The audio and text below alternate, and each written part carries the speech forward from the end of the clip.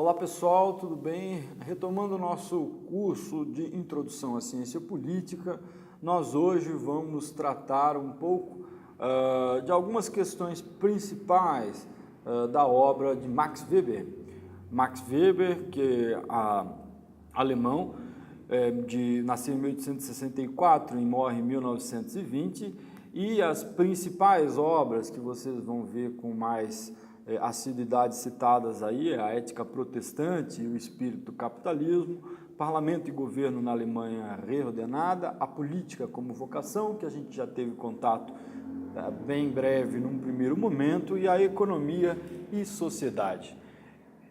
Nós discutimos um pouco da ciência como vocação no início do curso, apenas para a gente entender um pouco do que era a ética da responsabilidade no âmbito da produção da ciência e naquilo que Weber entende como uma vocação científica no âmbito do mundo moderno e do progresso científico. Nessas aulas de Weber, nós vamos tentar explorar dois pontos mais importantes, que são o ponto teórico e o ponto histórico. O ponto teórico diz respeito a alguns pressupostos que são importantes que a gente tenha em mente para a gente entender a análise histórica que o Weber nos oferece. Eu estou fazendo aqui uma inversão, porque na realidade o Weber inicia pela análise histórica, que mais objetivamente seria o livro A Ética Protestante e o Espírito do Capitalismo, e depois que ele projeta a sua abstração, a sua teoria, que é a construção de tipos ideais. Nós vamos fazer um caminho inverso, vamos tentar entender qual é a concepção de Estado no Weber, como que ele vai entender o Estado moderno, qual é a diferença da perspectiva de compreensão do Estado do Weber para o Marx, e por fim nós vamos chamar atenção para alguns pontos da análise histórica que o Weber faz a respeito da emergência do capitalismo. Mais precisamente, a pergunta que o Weber faz na sua análise histórica é por que os países de origem protestante na Europa tiveram ou apresentaram um desenvolvimento muito maior do capitalismo nos seus países, um desenvolvimento para a racionalidade econômica, enfim. Então, para responder essas perguntas, que são da sua análise histórica, vale a pena a gente tomar alguns conceitos do Weber e que estão na reflexão que nós já havíamos colocado antes, mas que agora vão tomar um corpo um pouco mais específico, tá certo? Então, o primeiro ponto que eu quero trazer para a gente entrar na análise histórica posteriormente é a ideia de Estado, de indivíduo e de ação social na modernidade e dentro do tipo específico histórico do capitalismo, no qual a gente vai chamar a atenção para os três tipos puros de dominação que Weber vai chamar a atenção. No primeiro ponto, a gente tem que ter em mente que, como um pressuposto daquilo que o Weber vai estar pensando, muito diferente do Marx, em primeiro lugar, nós vimos, quando estávamos estudando o Marx, que para Marx o capitalismo é, antes de tudo, um modo de produção econômica, ao passo que, para Weber, o capitalismo é um tipo histórico, é um tipo, e é diferente de modo de produção.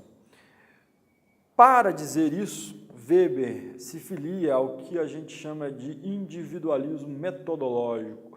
O individualismo metodológico do Weber se relaciona com a ideia de que você, a partir das ações individuais dos variados indivíduos, é capaz de captar aquilo que é social. Porque você tem como pressuposto que uma ação individual ela se relaciona com outras ações individuais e, portanto, uma ação individual que se relaciona com outras ações individuais, ela não é somente uma ação individual, ela é uma ação social, porque justamente ela se orienta pela ação dos outros. Então, ao invés de tomar sistemas abstratos de análise, Weber tem um elemento que é o indivíduo, que ele vai estar buscando a todo momento compreendê-lo, não na sua dinâmica da sua psique interna, mas sim naquilo que diz respeito à orientação da conduta desses indivíduos, porque ele está querendo entender a ação social. E conduta dos homens diz respeito à ação em relação a outros. Então esse é um primeiro ponto que se diferencia fundamentalmente da análise que nós chamamos a atenção na última aula de Marx, que é a ideia do individualismo metodológico e de ter como objetivo de análise, objeto de análise, a ação social. Dado que é este o objeto de análise, qual é o objetivo do trabalho do Weber em termos muito gerais?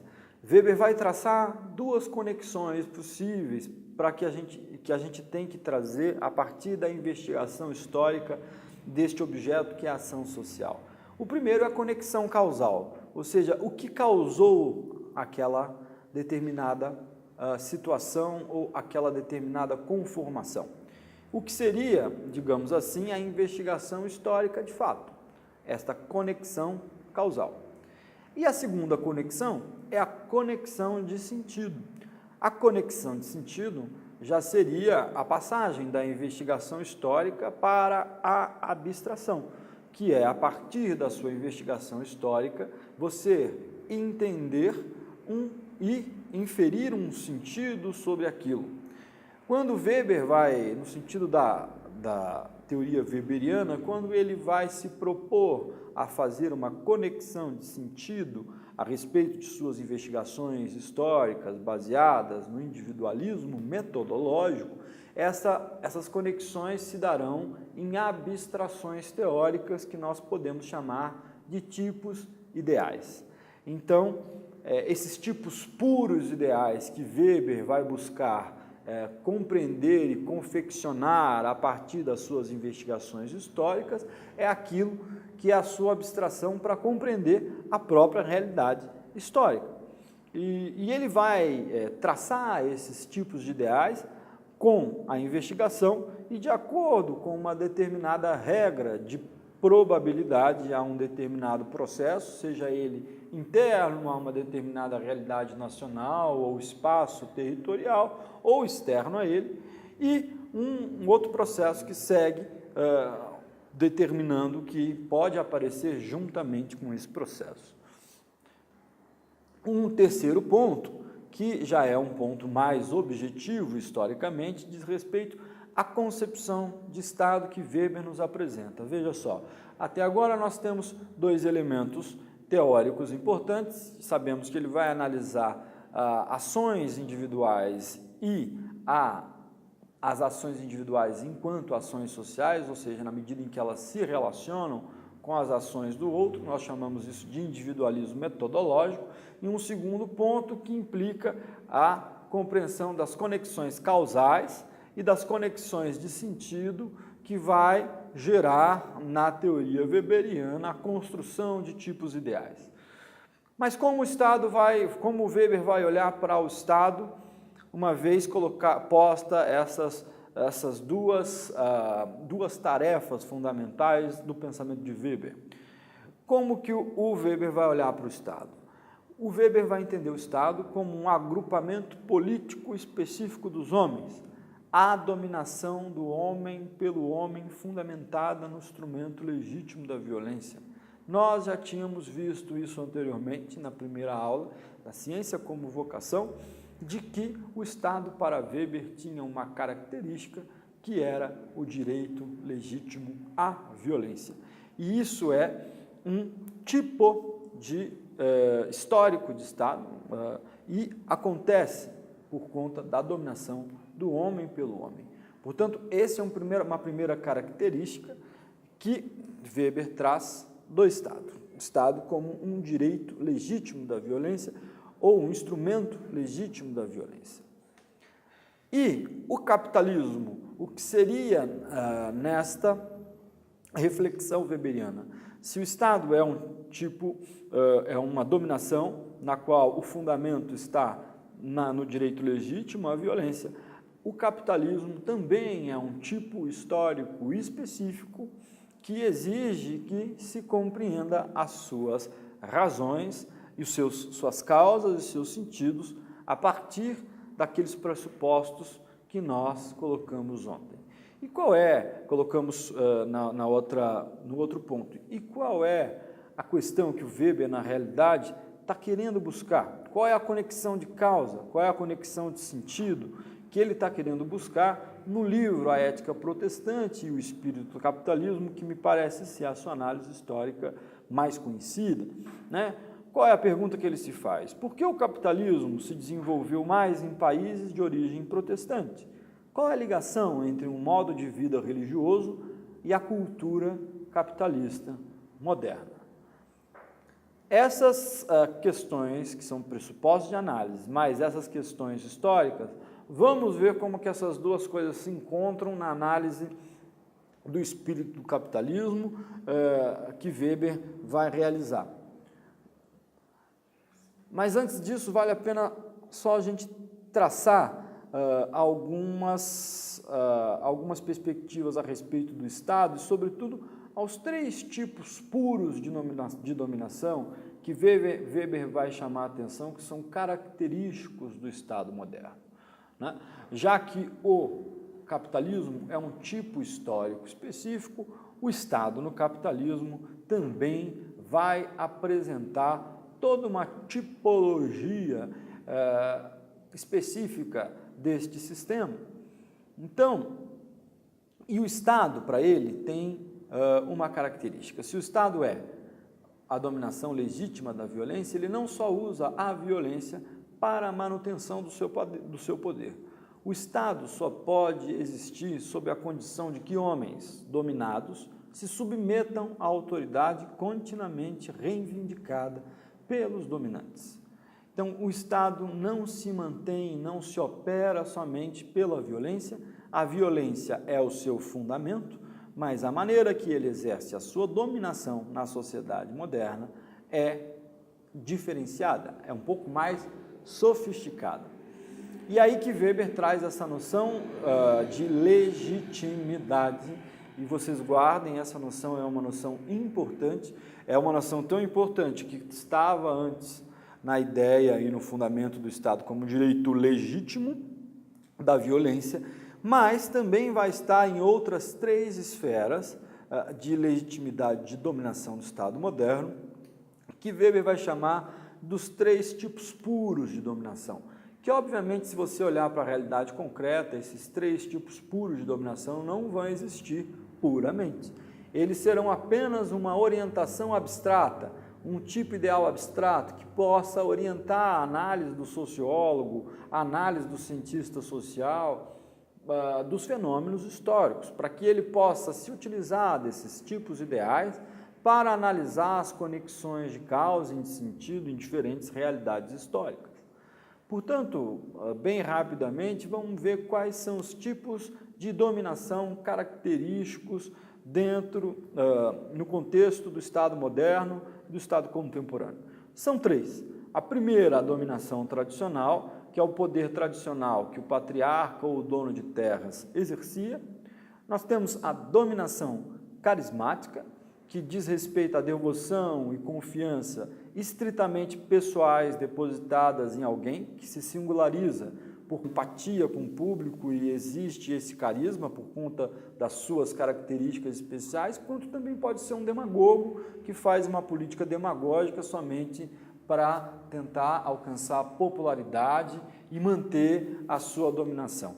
Mas, em ambos os casos, isso exige do indivíduo e do indivíduo que está na posição de dominante, do ponto de vista carismático, exige, de fato, qualidades prodigiosas. Pode ser até adjetivos prodigiosos, não qualidades, mas que ele exige para manter essa dominação. E o terceiro tipo de dominação, e essa é mais importante do ponto de vista do nosso curso, e sobretudo que tem a ver com a ideia até do aparecimento de uma gestão de Estado, de uma gestão pública de Estado, embora esse nome só possa ser colocado mais tarde, mas de alguma forma tem a ver com o aparecimento de um aparelho de Estado e daquilo que Weber vai chamar de dominação legal burocrática, que é o poder do servidor ou da burocracia de Estado. E esse poder não encontra o seu fundamento na força somente, mas encontra na autoridade fundada na própria razão de Estado. Esses três tipos de dominação, eu estou dizendo aqui apenas para que vocês tenham em mente alguns tipos ideais abstratos que o Weber vai trazer à tona para que a gente possa pensar a constituição do capitalismo e do Estado moderno. Mas é evidente que quando a gente trabalha com tipos muito abstratos, fica difícil a gente compreender exatamente como que ele elabora e como ele chega a estas conclusões. Por isso que, a partir desses pressupostos teóricos, da noção do individualismo metodológico, das conexões de sentido, das conexões causais e desses três tipos de dominação, a tradicional, a carismática e a legal burocrática, que Weber vai nos apresentar, nós vamos retomar a análise histórica que Weber faz do capitalismo, sobretudo entender por que ele está chamando de espírito do capitalismo e por que ele está chamando de ética protestante. Ou seja, em outras palavras, significa dizer como que o capitalismo se desenvolve, sobretudo historicamente na Europa Ocidental, como um tipo histórico específico e por que ele se desenvolve mais nas sociedades protestantes, calvinistas e luteranas, sobretudo. Isso, concretamente, significa a análise do capitalismo em França, na Inglaterra, na Holanda, na Alemanha e na América do Norte, mais especificamente. Qual é o dado histórico, portanto, que o Weber vai chamar a atenção logo no início da ética protestante e o espírito do capitalismo? Chama a atenção que os homens de negócio e os donos do capital, assim como os trabalhadores mais especializados e o pessoal mais habilitado técnica e comercialmente nas modernas empresas, é predominantemente protestante. Isso é um dado histórico. Isso é um dado, então ele vai tentar fazer aquilo que nós já entendemos anteriormente com o seu pressuposto. A partir desse dado ele vai tentar buscar a conexão causal. Mas por que será que isso acontece? Qual é a causa deste movimento? Qual é a causa com que faz que, em larga medida, os homens de negócios, os donos de capital, os trabalhadores mais especializados tenham uma origem predominantemente protestante?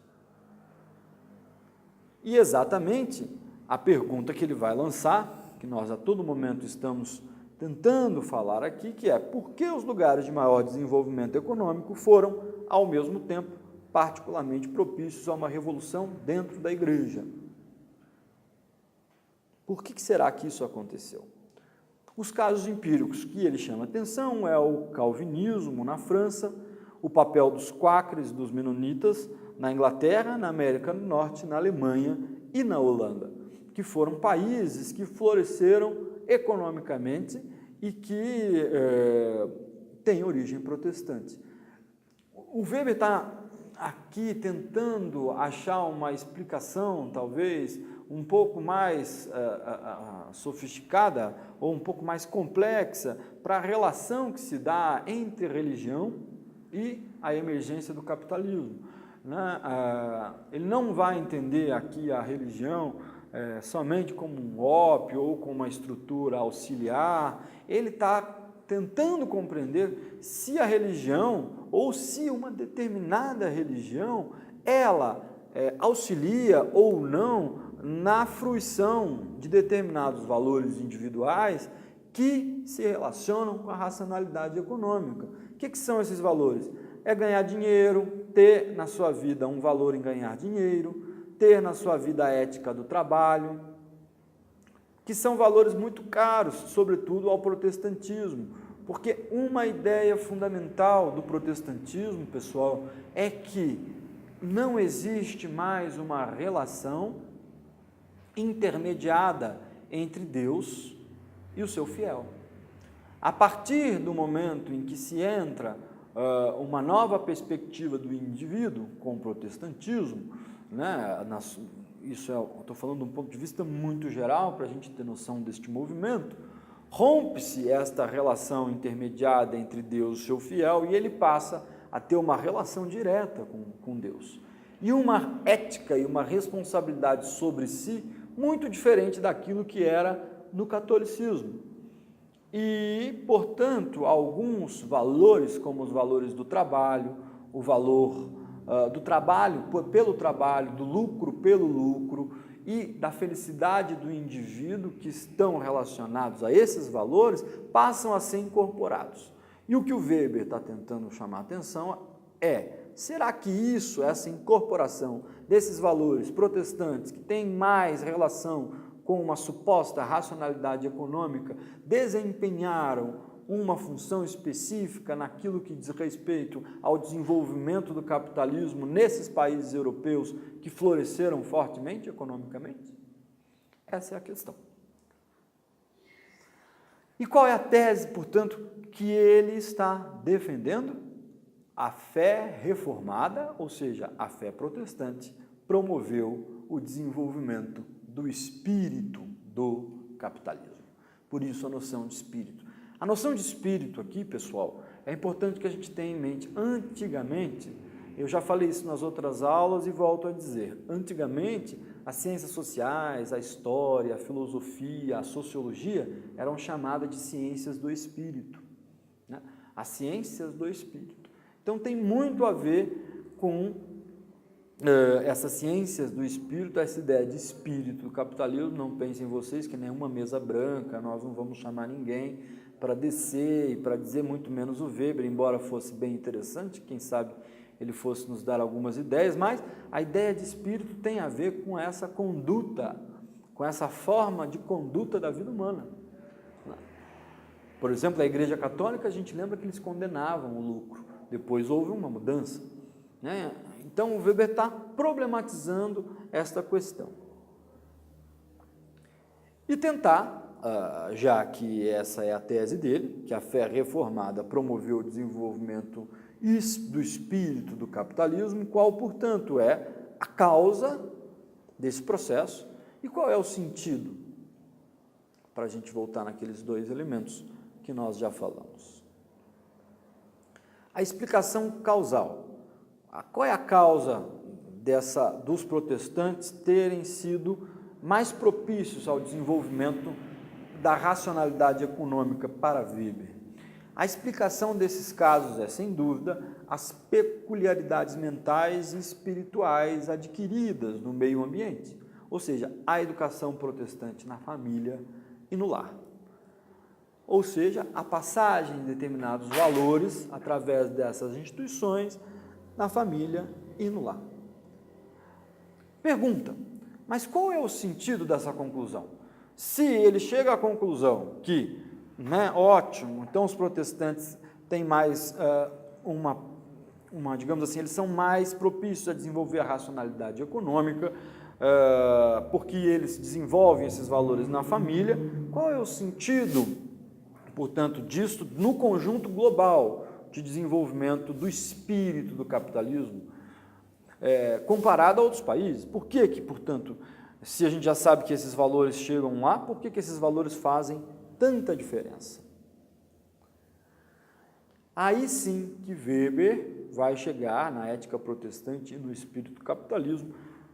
Está aí no livro, no capítulo que eu pedi para que vocês leiam, na qual ele vai fazer a explicação do sentido, que é o sentido desta causa e desta explicação que estabelece as relações entre o protestantismo e o espírito do capitalismo. Qual é o objeto dele neste livro? Portanto, a investigação do caráter intrínseco permanente das crenças religiosas protestantes no que diz respeito ao desenvolvimento do racionalismo econômico característico da cultura capitalista moderna. Para fazer essa análise, ele não quer pegar um bloco histórico, como a gente disse, ele não quer fazer uma coisa abstrata e simplesmente tirar estas conclusões do nada. Pelo contrário, o que ele vai se valer do individualismo metodológico para tentar analisar os fundamentos do protestantismo a partir do caráter individual e especificamente único das relações e das ações sociais entre os indivíduos. Então, o foco dele, no ponto de, se vocês quiserem falar de uma forma muito grosseira, é partir do indivíduo. Isso é o individualismo metodológico. Partir do indivíduo para analisar o que? Estes fundamentos religiosos protestantes. Se esses fundamentos realmente têm um sentido no que diz respeito à formação de uma ética do capitalismo. E quando ele fala de espírito do capitalismo, né? Esse espírito do capitalismo tem um sentido específico, porque ele não está falando de um capitalismo contemporâneo, ele está falando do capitalismo moderno em si. Então, essa é a primeira coisa que a gente tem que ter sempre em mente quando se trata da análise do espírito do capitalismo. Referência histórica, o desenvolvimento do capitalismo ocidental e na América do Norte. Por quê? Porque ali, nesses ambientes históricos, nessas experiências, se desenvolveu uma certa ética particular, que Weber vai chamar do verdadeiro ou um ethos capitalista. Um ethos, de fato, capitalista. Ethos vem da palavra ética. Ética vem organização das condutas humanas, né? E quando você vai analisar isso do ponto de vista individual, em relação a um projeto global do capitalismo, ele está tentando mostrar justamente isso. Por que os protestantes deram certo economicamente? Porque eles são felizes. Não, não é isso. O que ele está dizendo, indo nos fundamentos religiosos, é que nesses países as religiões forneceram para o capitalismo uma espécie de ethos particular, que a gente chama de ethos capitalista, que deu origem a determinadas regras de condutas individuais que, no plano geral da sociedade, formaram e configuraram o capitalismo moderno. Bom, se é uma ética, significa que tem virtudes, né? A gente já estava falando disso um pouco antes, mas para frisar e para deixar bem claro quais são as virtudes, portanto, que aparecem nessa ética protestante que baliza o espírito do capitalismo. Vamos lembrar de 3. A aquisição econômica não está mais subordinada ao homem como meio de satisfazer suas necessidades materiais.